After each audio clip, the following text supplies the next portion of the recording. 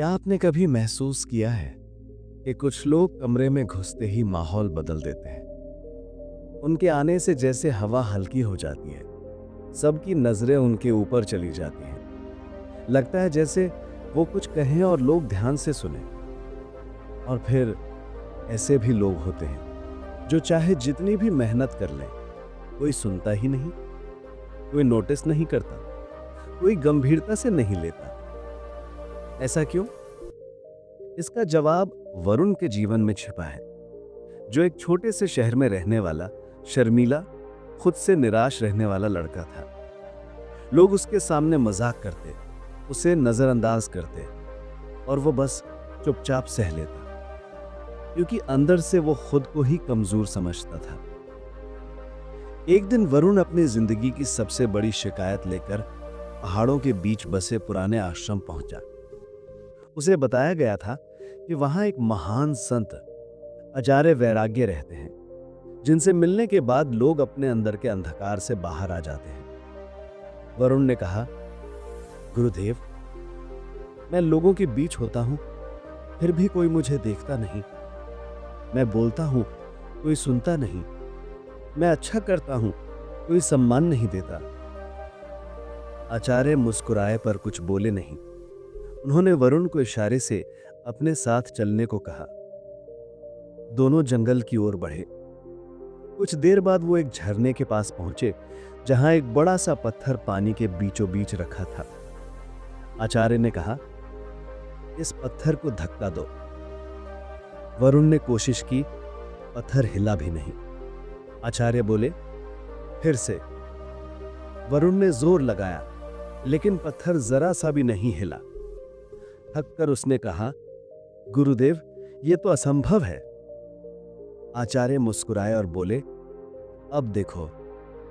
उन्होंने सिर्फ अपना हाथ उस पत्थर के ऊपर रखा और वरुण ने हैरानी से देखा, पानी का तेज बहाव उसे खुद ब खुद ढकेलने लगा।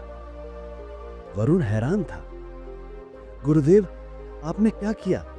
पत्थर अचानक हल्का कैसे हो गया? आचार्य ने कहा, जिस तरह पानी के बीच एक भारी पत्थर भी तभी हिलता है जब उसके आसपास की एनर्जी बदल जाए, वैसे ही जीवन में लोग तुम्हें तभी नोटिस करते हैं जब तुम्हारी आंतरिक ऊर्जा, तुम्हारा ऑरा, तुम्हारी प्रेजेंस बदल जाती है। वरुण चुप था। उसने पहली बार ऑरा को समझा, किसी जादू की तरह नहीं, बल्कि एक सच की तरह।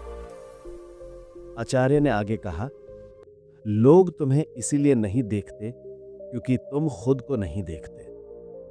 तुम्हें कोई सुनता नहीं क्योंकि तुम खुद अपनी आवाज पर भरोसा नहीं करते। तुम्हें सम्मान नहीं मिलता क्योंकि तुम अपने मन में खुद को ही छोटा कर देते हो। जब मन संकुचित होता है, ऑरा धुंधला हो जाता है। ऑरा के 7 नियम। पहला नियम, खुद से सच्चा संवाद। हर सुबह खुद से कहो, मैं योग्य हूं, मैं शक्तिशाली हूं, मैं प्रकाश हूं। दूसरा नियम, बिना आवाज के जीतना। खुद को साबित करने की कोशिश मत करो। लायन अपनी दहाड़ से नहीं, अपने चाल से पहचाना जाता है। तीसरा नियम, मन की खिड़कियां खोलो, गहरी सांसें लो। जितनी लंबी सांस उतना शांत मन, जितना शांत मन उतना चमकता ऑरा। चौथा नियम, नकारात्मक संगत छोड़ो। ऑरा एक स्पंज की तरह होता है, जो भी पास आता है वो कुछ ना कुछ सोख लेता है। गलत लोग, गलत एनर्जी, गलत बातें ऑरा को काला कर देती हैं। पांचवा नियम, प्रकृति से जुड़ो। पेड़, पानी, मिट्टी सब ऑरा के डॉक्टर हैं। 10 मिनट धूप में खड़े होने से ऑरा का रंग बदल जाता है। छठा नियम, क्षमा और मुस्कान। सबसे तेज ऑरा क्लेंजर है फॉरगिवनेस और एक हल्की सी मुस्कान। सातवां नियम, मन में रोशनी जगाओ। रोज 2 मिनट ईश्वर से कहो कि मेरे अंदर की रोशनी को और प्रखर कर दीजिए। धीरे धीरे लोग खुद उसे नोटिस करने लगे। उसकी नजरें बदल गईं, उसकी चाल बदल गई, उसकी आवाज में स्थिरता आ गई। अब वही लोग जो उसे अनदेखा करते थे उससे सलाह लेने आने लगे। एक दिन उसने कहा, गुरुदेव, ये कैसे हुआ?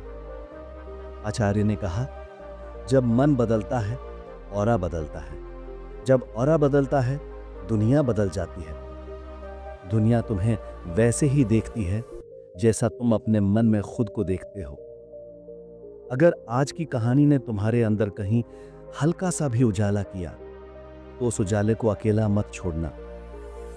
अगली कहानी इससे भी बड़ी सीख मिलेगी। और हाँ, हमारे YouTube चैनल को सब्सक्राइब करें और कमेंट में बताओ कि क्या आप भी इस चैलेंज को एक्सेप्ट कर रहे हो या नहीं।